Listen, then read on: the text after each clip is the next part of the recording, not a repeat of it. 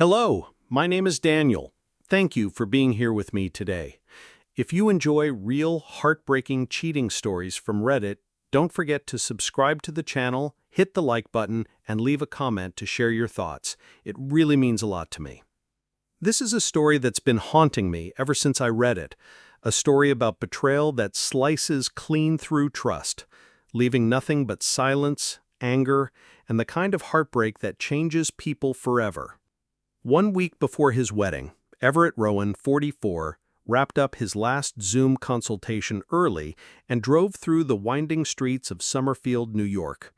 The late summer sun poured through the windshield as he smiled, already imagining the look on his fiancée's face when he surprised her. He'd taken the afternoon off, hoping to ease some of the tension they'd both been feeling with the wedding fast approaching. But the look he found on Marin's face wasn't joy. It wasn't surprise either. She was standing in the entryway of their townhouse, wearing a black cocktail dress, pearl earrings, silk stockings, and heels that had no business being worn on a casual Thursday afternoon. She looked stunning, too stunning, like she was dressed for someone who wasn't him. "Wow," Everett murmured. "You're early." Marin's voice trembled, brittle and high. "You're not supposed to be home yet." Everett chuckled softly, thinking he had missed a dinner reservation or a party she'd planned. He leaned in to kiss her and whispered, "Give me 10 minutes and I'll be shaved and dressed. We can still make it." "Where?" she asked, her voice barely above a whisper. He paused. "With you, obviously, wherever you're going looking like that." She took a slow breath, her body visibly shaking. "Everett, I'm sorry, you're misunderstanding everything." He blinked. "What do you mean?" "I was going to leave you a note," she said, motioning toward her overnight bag by the door. "I didn't want this to happen like this."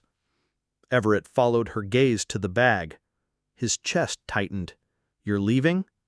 "Just for the weekend." "To go where?" "A hotel in downtown Albany." He stared at her. "Alone?" Her silence stretched. Then, after what felt like an eternity, she answered, "No, with a friend." Everett's heart dropped into his stomach. "You mean a man?" She didn't respond immediately. Her eyes darted to the floor. "It's not what you think. He's just a friend." Everett's voice grew rougher. "A friend? You're going to share a hotel room with a man 1 week before we get married?" "I need space to clear my head, that's all." "Who is this man? Who's the guy sharing your bed while I sit here planning our vows?" "He's someone I've been talking to about us, about our relationship." Everett felt the blood rush to his face. "Is he a therapist? A counselor? A pastor?" "No, but he listens." "A good listener?" he snapped. "That's all it takes now? That earns him a weekend with my fiancé?" She folded into herself, mascara streaking down her cheeks. Everett could barely keep himself from screaming. "Look at me when I talk to you." When she finally lifted her head, he could see her breaking. "I was going to leave a note. I didn't want a confrontation." Everett felt something inside him crack. "So if I'd come home at my usual time, you'd be gone?" She nodded. He swallowed hard, walked to his briefcase, pulled out a notepad, and slammed it on the dining table. "Then write the damn note. I want to see exactly what you were going to say." Marin sat down trembling and started writing. A few minutes passed. She stopped. He snatched the pad from her hands. 1 sentence. "Next week, I start a new chapter of my life, and I have to do this before it's too late." His throat burned. "Were you going to admit you were going away with another man?" "I would have explained everything if I had more time," she whispered. "You still haven't answered the question. Would you have told me?" "I would have phrased it in a way to help you understand this would make our marriage stronger." Everett laughed bitterly. "Stronger? Affairs don't strengthen marriages. They end them." She panicked. "I couldn't tell you. I knew how you'd react." "Badly?" he thundered. You haven't even begun to see badly. Tell me his name, or the wedding is off."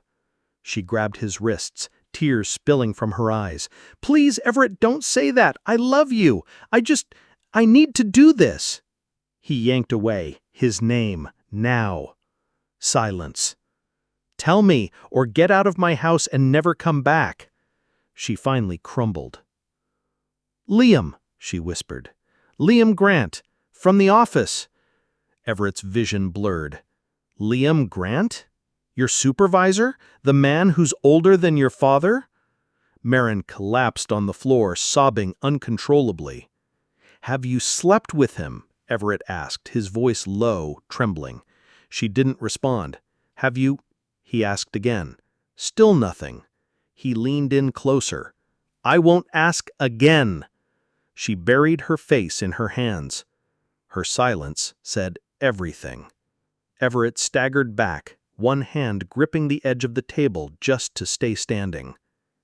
Everett stared at Marin, his vision still cloudy from the moment she had nodded. That small gesture, just a tilt of her head, hit him with the force of a wrecking ball. He could barely breathe. His chest tightened, his pulse surged, and his knees went weak. For a moment, he truly believed he might collapse. He gripped the table to stay upright. Marin didn't move. She didn't try to comfort him. She stood there, silent, guilty, broken. Her hands trembled, and her lips parted as if to speak, but no words came. Everett took several shaky breaths. When he finally found his voice, it cracked. "As I remember from the holiday party, Liam is married. What does his wife think about you, half her age, climbing into bed with her husband?" "She's okay with it," she said quietly, avoiding his eyes. "She's going through menopause. They haven't been intimate in over a year." He blinked. "Did she tell you that?" "No, Liam did. He said she's embarrassed to talk about it." He scoffed. "Then let's give her a call and ask her ourselves." "No," she said quickly. "Liam said it would humiliate her, that it would crush what dignity she has left." "Give me your phone," he demanded. "Let's find out just how dignified she feels." "I don't have his home number, just his cell." He stared at her in disbelief. "So he's sneaking around behind her back, and you're helping him do it?" "No," she whispered. "He's respecting her feelings. He doesn't want her to feel like she's less than a woman." He laughed bitterly. "You sound like a brainwashed teenager. You're defending him like he's done you a favor." "You don't understand." "I understand perfectly, and I'm done. You can walk out of here on your own, or I'll throw you out." Her expression snapped to anger. "How dare you call me that?" "What would you call a woman engaged to be married who sleeps with a married man?" he asked coldly. She had no answer. She just turned her back to him and started whispering things to herself that he couldn't make out. "I have one more question before you go," he said. "Why were you going to spend the weekend with him?" Her voice was sharper now. "This is all your fault." Everett blinked. "Excuse me?" "You told me once, when we started getting serious, that you'd slept with 3 women before me. You were my first. And I said it didn't matter, but after talking to Liam, it started to feel wrong, unbalanced. He said if we were going to get married, we should be equal, that I needed to even the score." Everett's hands curled into fists at his sides. "So that's what this is? Scorekeeping? A way to even things out before our wedding?" He said that if I waited until after we were married, I'd risk destroying everything. But if I did it now, before the vows, it wouldn't count." "You're insane," Everett said under his breath. "That was before I met you. Since the day we went on our first date, I haven't touched another woman." "He didn't manipulate me," Marin insisted. "He just helped me realize how unfair it was." Everett shook his head. "And it never once occurred to you that maybe, just maybe, this older man had a personal reason for convincing you to sleep with him?" "No," she said defensively. "He was just trying to help us." "Help us?" Everett choked out a joyless laugh. What did this wise man actually say to help our relationship? He didn't say much, just helped me think things through, made me realize I'm entitled to be with 3 men, just like you were with 3 women, so we could start our marriage as equals. Entitled, Everett said, spitting the word like it was poison. You call this entitlement? I enjoyed being with him, she said with a sad little smile, but I love you, and I'm willing to settle for just 1 man. He stared at her, stunned. Settle? It made sense when he explained it. I didn't want it to be this way. No, Everett said, his voice low and sharp. It was supposed to be you and me, faithful, committed, building a life. You're twisting it, she snapped. It's not what you think. Then tell me, he challenged. What did you think would happen when you got home from your secret weekend? That I'd thank him for helping you prepare for marriage? I thought you wouldn't find out, she admitted. I didn't want to hurt you. It was supposed to be my secret. Everett couldn't even look at her. You thought you could cheat and I'd never know. Even if you did, I thought you loved me enough to understand. I thought we could still get married. Fairness? He repeated, his voice breaking. What part of me ever made you believe I'd accept this as fair? She tried again. Liam said, "Don't say his name," Everett shouted. He found someone weak, naive, easy to manipulate. He's not like that. He cares about me, about us. How many times? Everett asked quietly. What? How many times were you with him? There were no other men, she insisted. I didn't ask that. I asked how many times you slept with him. Not many. 7 or 8? Everett staggered again. 7 or 8 times while we were engaged? I did it for us, she whispered. No, he said, looking straight at her. You did it for you, and only you. Please, Everett, just give me one more chance, Marin whispered, her voice raw from sobbing. But Everett had nothing left to give. You're 8 times too late for that. She took a step toward him. I swear I'll never... He raised his hand. She fell silent. What you did, it wasn't just a mistake. It was cruel.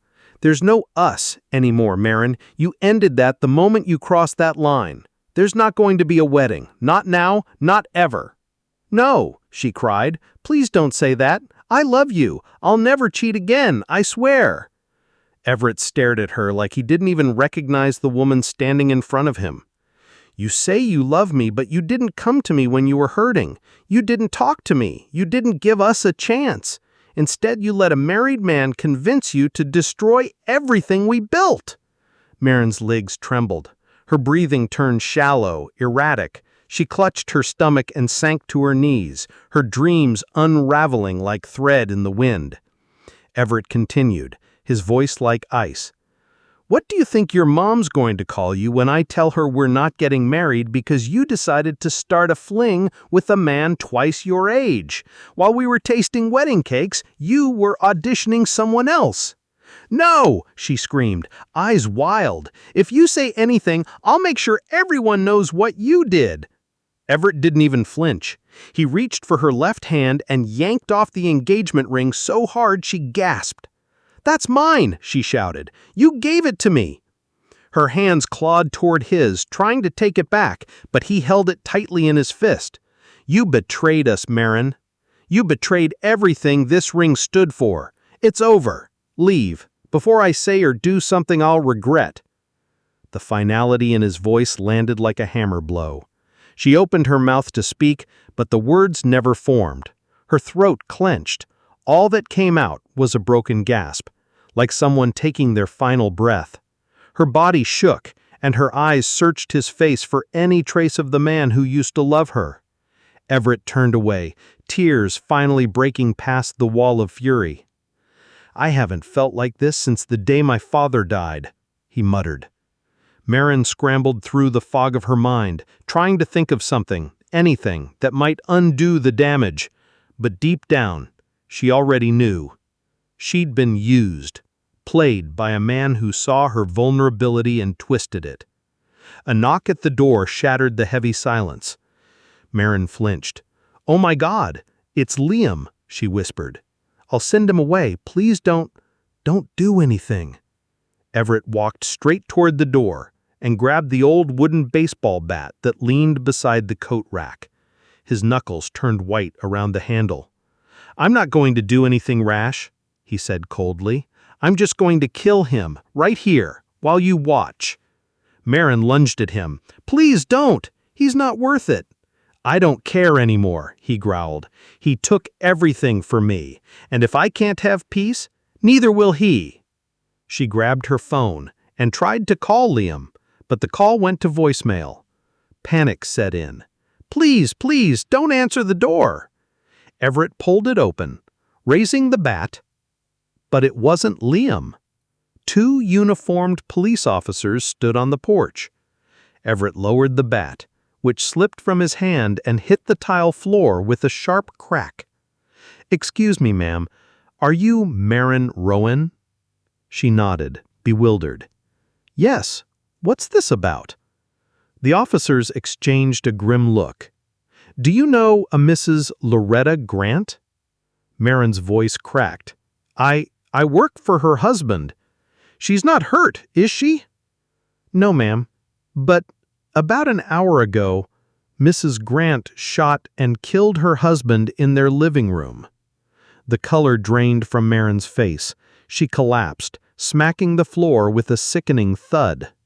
Everett disappeared into the kitchen and returned with a pot of cold water. Without hesitation, he threw it in her face. She gasped and sputtered. Her perfectly styled hair now hung limp, soaked. Her makeup bled down her cheeks like war paint. "Oh my God," she croaked. "Liam's dead?" "Yes, ma'am," the officer confirmed. 6 shots to the chest, then she reloaded and fired 6 more into his face. Said it was the only way to make sure he couldn't sweet-talk another woman again. The room went still. The only sound was Everett's bitter laugh. The officers looked at him with concern. "I guess she didn't give her husband permission to sneak away with my fiancé this weekend." "We need to bring you in, ma'am," the other officer added. "Mrs. Grant told a neighbor she planned to kill you too. We've got patrols around the area, but you'll be safer downtown." Marin's eyes stared blankly ahead. Her face was pale as paper, her mouth slightly open but silent. Everett didn't say another word. He just stared as they helped her up and escorted her outside. Her scream echoed off the walls behind them. He watched the blue lights vanish into the distance. Then he poured himself 3 stiff shots of bourbon, one after the other. The 4th one loosened his fingers. He opened her laptop, pulled up her email contacts, and began typing. Subject: "Why I'm not marrying Everett Rowan, the cheating woman." He told them everything: her betrayal, the murder, the affair with a man old enough to be her father. "P.S.," he wrote, "the police are hiding her because Liam's widow is hunting for her. Honestly, I hope she finds her." He hit send. Moments later, replies began to flood in. Then his phone rang. The local paper wanted an interview. Everett leaned back in his chair, the dim glow of the kitchen light casting long shadows across the floor. The email he'd just sent, titled, "Why I'm Not Marrying Everett Rowan, the Cheating Woman," had already stirred a response. Pings echoed through the room as replies flooded in, each one more shocked, angry, or sympathetic than the last. The local paper was the first to call. The reporter wanted a quote. Everett didn't hesitate. He sent over a few photos, ones Marin had taken herself, posing in a skimpy bikini from their last trip to Lake George. Then, without holding back, he told the reporter everything. The affair, the lies, the murder, the fallout. After that, a local radio station called. He went live on air. The story spread fast, faster than he expected. For hours, Everett sat at his kitchen table, responding to emails, texts, and media requests. Some of the messages came from Marin's coworkers, some were from her friends. A few were even from her relatives. Most were horrified. Nearly all of them told him the same thing. He'd done the right thing, that he deserved better, that they'd never expected her, of all people, to do something like this. When the noise became too much, he shut the laptop and stood up. The silence hit him like a wave. He looked around and realized her things were still everywhere. He needed them gone. He started in the bedroom, ripping her clothes off hangers, dumping makeup drawers into garbage bags, emptying shelves of all the books she'd underlined and never finished, perfume bottles, cards, sandals she left near the door, and half-used bottle of shampoo. Everything went into the bags. 4 of them, heavy-duty and bulging with the remnants of what used to be a life together. He dragged them out to the garage and dropped them by the curb. The bags landed with a thud that seemed to echo across the empty street. Summerfield had been a quiet place for years, the kind of suburban town where people waved when they passed you on the sidewalk, a place where crime barely made the news. But that changed overnight. The next morning, the Summerfield Gazette ran a full-page headline: "A love triangle ends in death."